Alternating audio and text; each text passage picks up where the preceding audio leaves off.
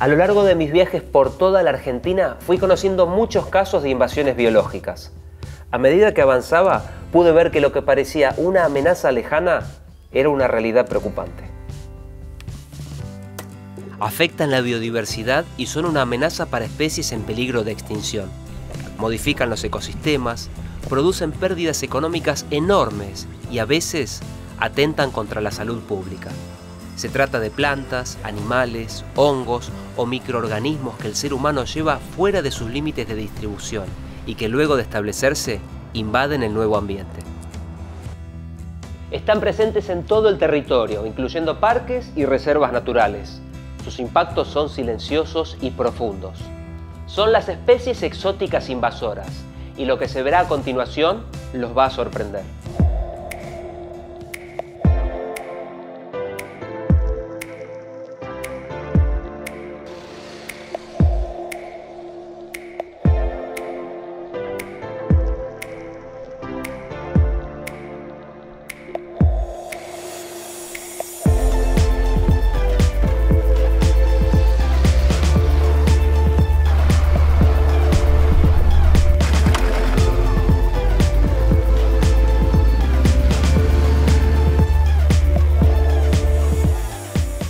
Para que una especie exótica se transforme en invasora, tiene que pasar por 3 etapas: la llegada, el establecimiento y la expansión.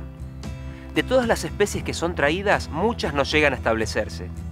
Algunas se establecen, pero quedan restringidas a zonas urbanas o muy localizadas. Y son unas pocas las que luego de establecerse comienzan a expandirse y a invadir ambientes naturales. Pero, ¿qué hace que una especie exótica se transforme en invasora? Cuando una especie exótica encuentra un hábitat adecuado y no tiene sus enemigos naturales, puede comenzar a expandirse por el nuevo territorio. Si además encuentra alimento suficiente y no tiene competidores, es muy probable que se convierta en invasora. La avispa chaqueta amarilla es originaria de Europa, Asia y el norte de África, y llegó a la Argentina en 1980 proveniente de Chile, como me explicó la doctora Maciocchi. A chiles la introducción fue por cargamentos de madera. Las reinas hibernan en lugares protegidos y la madera, los cargamentos de madera, la corteza de los árboles son los sitios elegidos por las reinas. Una vez en territorio argentino, las avispas no encontraron dificultades para establecerse. Se alimentan de polen, otros insectos o carroña, y su impacto en los sistemas productivos es creciente. Las avispas atacan abejas y colmenas, disminuyendo el rendimiento apícola. También afectan la ganadería vacuna y la producción de leche por las molestias que producen en los animales. Además de ser molestas, las picaduras de las avispas son un peligro para las personas. Esto también genera pérdidas en la actividad turística. Sabemos que hay registros de que hay gente que decide no venir, especialmente en esas zonas, por el efecto que tiene la chaqueta amarilla. Para controlarlas se recurre a los cebos envenenados, al uso de insecticidas y a otros métodos, pero su erradicación es casi imposible. Las avispas ya se expandieron en la región cordillerana desde Mendoza hasta Tierra del Fuego. Conocer las fases de una invasión nos permite abordar el control o la erradicación de una invasora en su etapa de establecimiento. Incluso podríamos impedir su ingreso al país. Una vez que la invasión está declarada, es todo mucho más difícil. Prevenir las invasiones biológicas es definitivamente la mejor decisión a largo plazo.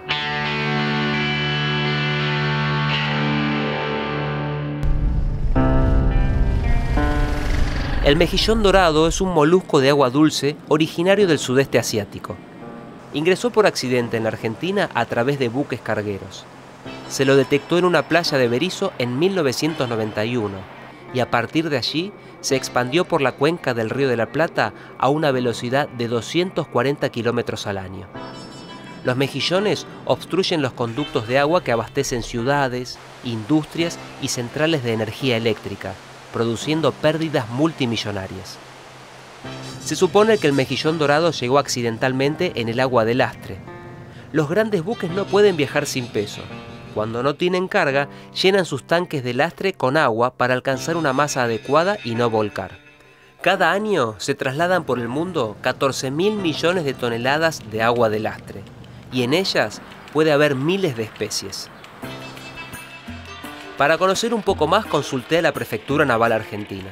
El 99% de esos organismos mueren, pero los pocos que sobreviven en el puerto en el cual esa agua es deslastrada pueden encontrar las condiciones similares a su ambiente nativo y ahí sí instalarse y reproducirse.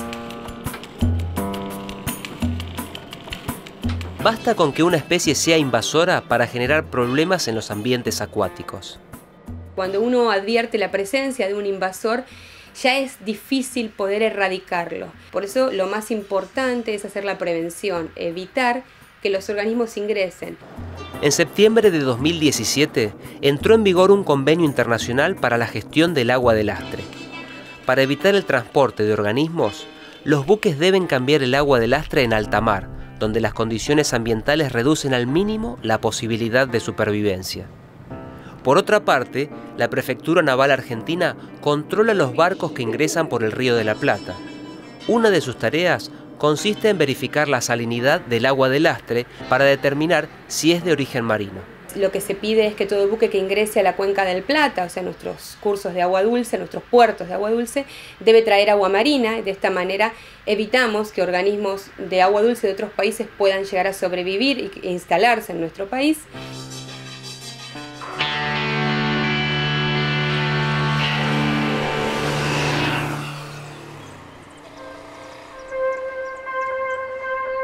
El trabajo de la Prefectura Naval Argentina parece una tarea imposible. ¿Cómo hacemos para detener a un organismo microscópico capaz de colonizar un río que está a miles de kilómetros y en otro continente? Porque esto es lo que está pasando con una alga invasora, la Didimo. Didimo es una alga microscópica originaria del hemisferio norte. Fue descubierta en 2010 en el río Futaleufú, en la provincia de Chubut. Durante su reproducción forman un tapiz viscoso llamado moco de roca, que altera las redes tróficas y modifica la biodiversidad del ambiente que invade. Además, reduce el valor del paisaje, perjudicando las actividades turísticas. Fuera del agua, puede sobrevivir 40 días en lugares frescos y húmedos.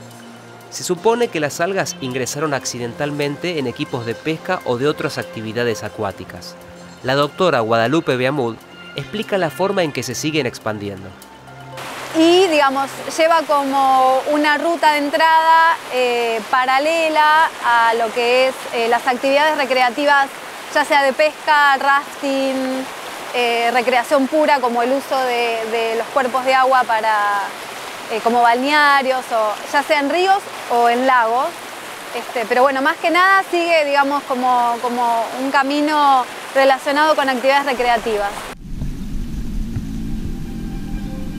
Si la dispersión está vinculada a las actividades humanas, es posible trabajar para frenar su expansión.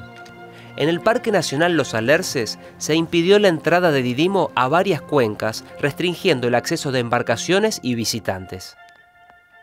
Otra medida para impedir el ingreso del alga se basa en procedimientos de limpieza. Se comienza removiendo restos de barro y otros residuos de las embarcaciones, la indumentaria y los equipos de pesca. Luego se lava lo que estuvo en contacto con el agua con una solución de lavandina al 2% o con detergente diluido. En algunos puestos de vigilancia hay personal que se encarga de la tarea. En caso de que no sea posible el lavado, es muy importante dejar secar completamente todo el equipo por 48 horas. Estas actividades tienen por objeto frenar la expansión del alga, ya que hasta la fecha no existen métodos adecuados para controlarla o erradicarla. El problema con la erradicación es que se encuentra en ríos, en lugares donde hay mucha corriente, de manera que permanentemente se está desprendiendo parte del alga y va corriente abajo por sí sola, entonces la erradicación no es una opción, ¿sí? Sí, el control desde el lado de la prevención, de evitar que se siga dispersando, pero no la erradicación. La erradicación de una especie exótica invasora es muy difícil. Lo ideal es prevenir la invasión, es decir, detener a la especie antes de que llegue al territorio.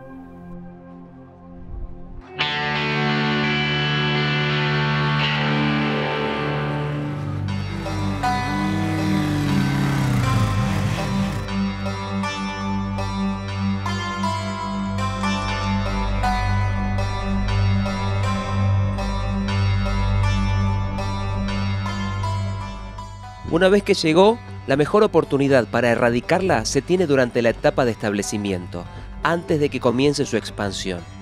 Esto se intentó con el caracol gigante africano. El Sistema Nacional de Información sobre Especies Exóticas Invasoras de la Argentina incluye 24 especies de caracoles y babosas. Una de ellas es el caracol gigante africano, y por eso consulté con un experto, el doctor Gutiérrez Gregoric. Es un caracol que puede llegar a tener los 20 centímetros de longitud total. Y en Argentina entró en Puerto Iguazú en el año 2010, como un primer foco, y teniendo un segundo foco en la Argentina, en la ciudad de Corrientes, la Corrientes capital, en el año 2013. Los caracoles ingresaron desde Brasil por pescadores que los usaban como carnada. La capacidad de poner entre 400 y 1200 huevos al año y la ausencia de predadores significan una competencia importante para los caracoles autóctonos. A medida que se expande, altera la composición y el funcionamiento de los ambientes que invade, pero además es una amenaza para la producción. El caracol africano es declarado una de las 100 plagas agrícolas más importantes, ¿sí?, a nivel mundial. Si uno ve el listado de especies que puede afectar, es amplísimo, muy amplio. La detección temprana puede ser fundamental para el control de este tipo de invasiones. Los invertebrados son difíciles a veces de controlar o de detectar, pero teniendo una detección temprana y una baja densidad, una erradicación es posible. La acción conjunta del SENASA y organismos nacionales y provinciales logró la eliminación inicial de más de 100.000 caracoles en Puerto Iguazú y unos 5.000 en Corrientes. Sin embargo, la invasión del caracol gigante africano todavía no pudo ser contenida.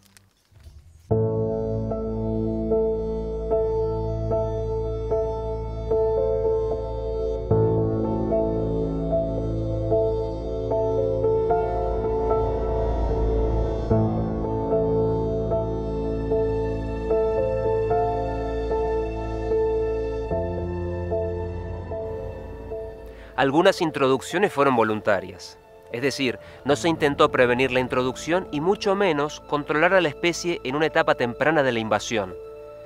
Cuando los efectos comienzan a manifestarse ya es tarde para estas medidas iniciales. Entonces nos enfrentamos a situaciones casi terminales. ¿Es posible erradicarla cuando ya invadió casi todo? ¿O debemos conformarnos con un costoso control periódico? Esto es lo que se está evaluando con el castor en Tierra del Fuego.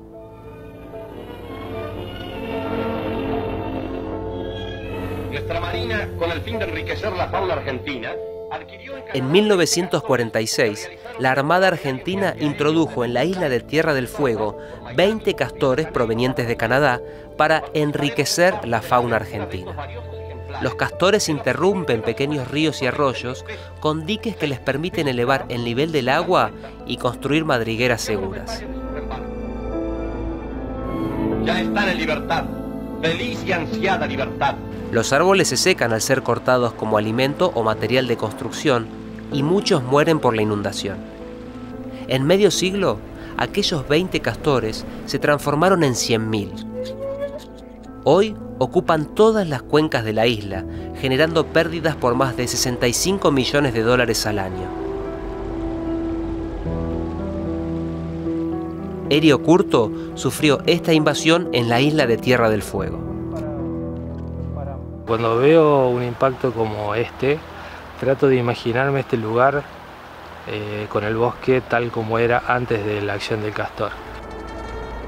El proyecto para la elaboración de la Estrategia Nacional de Especies Exóticas Invasoras estableció 8 áreas piloto en Tierra del Fuego para probar si era viable erradicar los castores y restaurar los ambientes afectados.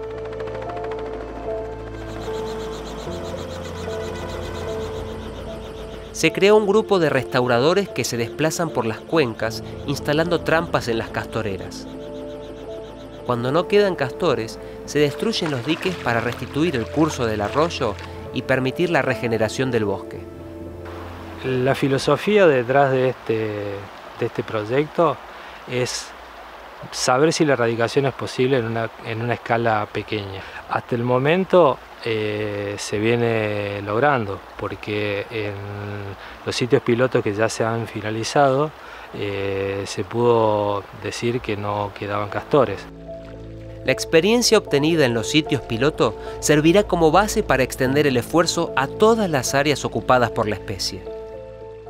Lo que nosotros tratamos es de que queden capacidades en el Estado para poder continuar con este proyecto a lo largo del tiempo. Y lo otro que me parece también muy rescatable es que muchos de los aprendizajes que obtenemos del castor pueden ser extrapolables a otras especies exóticas invasoras. Los castores se encuentran entre los organismos que algunos ecólogos llaman ingenieros de ecosistemas. Son especies que por su biología pueden cambiar el funcionamiento de un ecosistema y crear nuevos ambientes, generando problemas ambientales. Algunos de estos ingenieros pueden ser plantas capaces de sustituir completamente un ecosistema por otro.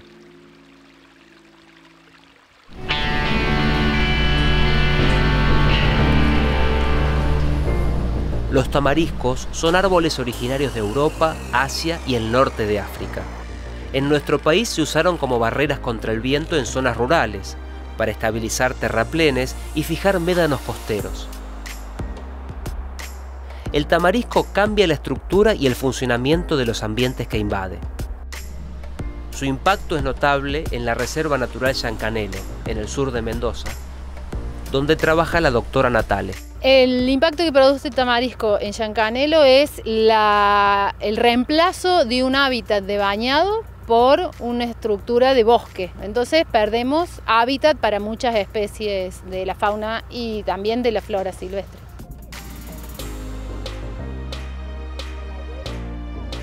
Los tamariscos invadieron 500 hectáreas al borde de la laguna, modificando el hábitat de muchas aves acuáticas.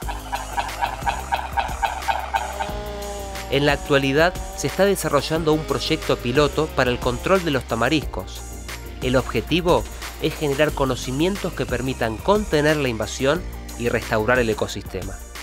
Lo que estamos haciendo ahora es probar distintas técnicas de control de tamarisco para definir cuál es la mejor técnica y poder trabajar sobre una extensión mucho más grande. El proyecto aplica técnicas basadas en la biología de la especie. Esto incluye la remoción total y la quema controlada de los tocones, el corte y la aplicación de dosis mínimas seguras de herbicida. Con este procedimiento se evalúa la eficacia de cada método de control. Sí, todos los resultados que surjan de acá van a poder ser extrapolables a otras situaciones de tamarisco dentro o fuera de las áreas protegidas. Siempre teniendo en cuenta las particularidades ambientales que tengan esas áreas.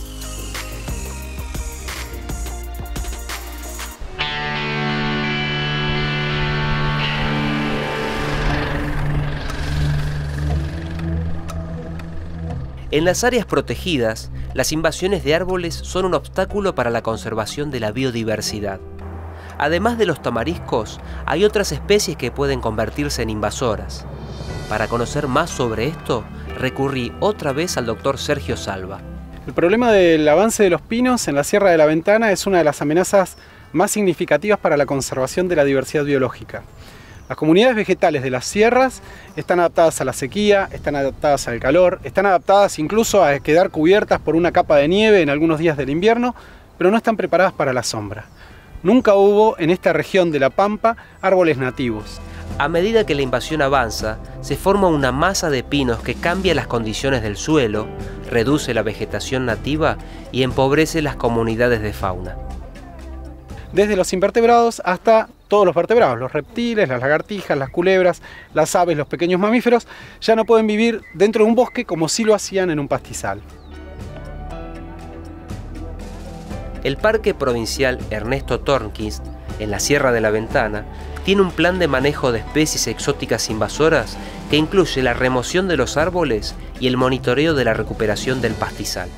Entonces es fundamental enfrentar los problemas de invasión lo antes que se pueda, porque las chances de ser exitoso en el control y los costos asociados a esas acciones de control, por supuesto, son mucho más propicios si uno consigue enfrentar el problema en los estadios iniciales.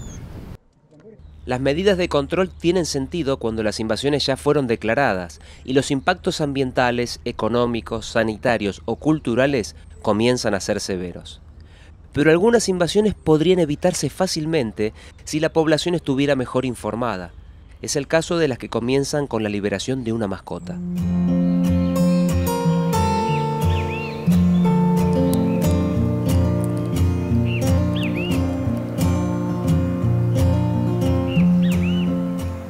El gesto aparentemente inofensivo de liberar un animal en el ambiente puede originar una invasión de consecuencias gravísimas para la naturaleza y la sociedad. La invasión de ardilla de vientre rojo comenzó con la liberación de unos pocos animales cerca de Luján. Actualmente hay 10 focos de invasión en 3 provincias a partir de ardillas que fueron llevadas voluntariamente. Pero los impactos de la ardilla son cada vez mayores y se teme que su expansión afecte áreas de alto valor para la conservación de la biodiversidad. Algo similar ocurrió con el estornino pinto. De un pequeño grupo que alguien liberó en Buenos Aires hacia 1987, hoy se encuentra en 10 provincias y sigue en expansión. Es una de las 100 especies más invasoras del mundo, que genera pérdidas multimillonarias cuando ataca cultivos comerciales. Para el Dr. Salva, estas invasiones y muchas otras podrían haberse evitado. Nosotros entendemos que liberar un animal que está en cautiverio es un acto de piedad, ¿sí? Es un acto bueno. Tenemos que comprender, primero, que en la mayoría de los casos esos animales no van a conseguir sobrevivir en el ambiente donde los vamos a liberar. Y segundo, que en el caso que sobrevivan, podemos generar un impacto significativo sobre los organismos que ya están en ese ambiente. Las invasiones biológicas están cambiando la forma en que percibimos la relación entre sociedad y naturaleza. Los impactos que generan son graves y costosos, y sus consecuencias a veces irreversibles.